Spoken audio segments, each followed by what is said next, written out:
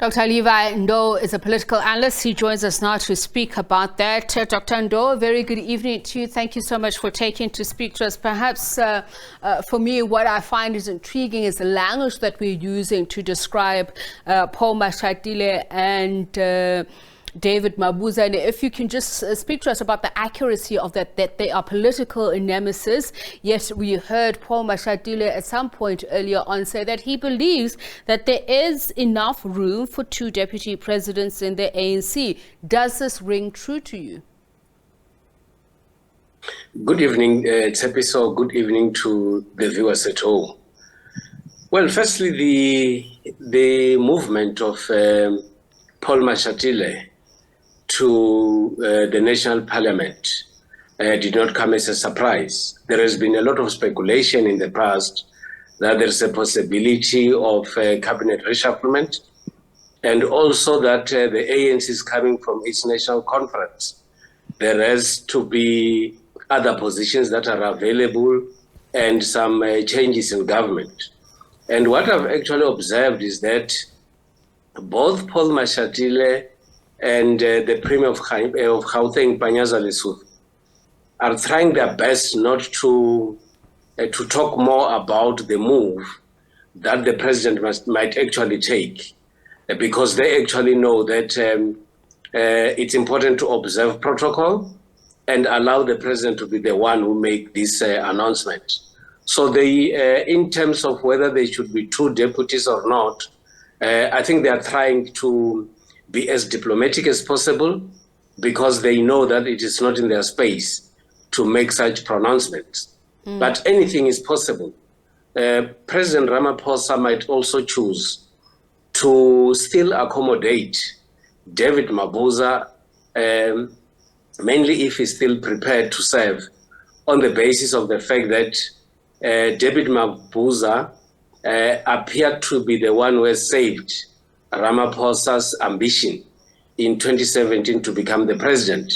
He is the one who actually played the last card, which actually brought the presidency of Ramaphosa in the ANC in 2017. Maybe he might say, I still have to play a friendly role and reward him for the role that he actually played. Equally, all right, so let's talk about that, Dr. Ndou. If there are rewards, what form or shape would these rewards take, particularly as you're saying, and I say this in air quotes, the other side, because we saw the fissures, the factions at the elective Congress where Paul Mashatile won. So that means there would be his slate that would also be expecting either some sort of reward or some sort of achievement from this battle that they've come out of. How do you move from not wanting to preempt, but also playing your trump cards strong enough to say, this is what's owed to us, this is what we will be given? Well, I think what we should expect more is that even though the president has to take a final decision, there has to be discussions that has to take place within the ANC. And whether they like it or not, part of the discussions would also involve the view or the stand of David Mabuza himself. We know that they'll talk about deployment and talk about selfless individuals serving the party. But in this case, I think they would love to have thorough discussions with David Mabuza so that whatever decision that is taken is not supposed to backfire. But the other reality is that David Mabuza has no position in the ANC National Executive Committee. And of course, the biggest chances might be for him to be removed from that position. It has a potential to backfire. It has a potential to unite the ANC, depending on how they are going to handle the matter. All right, there's sharing the spoils of war and also eating humble pie from failing to be victors, or at least near enough to the victory center to be able to yield some sort of power. And I'm just thinking about how it's being speculated or even outrightly said that the position of being a diplomat, an ambassador, has somehow become used to either get rid of one's nemesis without necessarily doing it outrightly, or rewarding those that you want to in a way that is not as ostentatious that it sours your nemesis. So can you please share your views about this, the role of ambassadorial posts and the kind of cadre that is required, that the pedigree, political pedigree that should be requisite for such positions?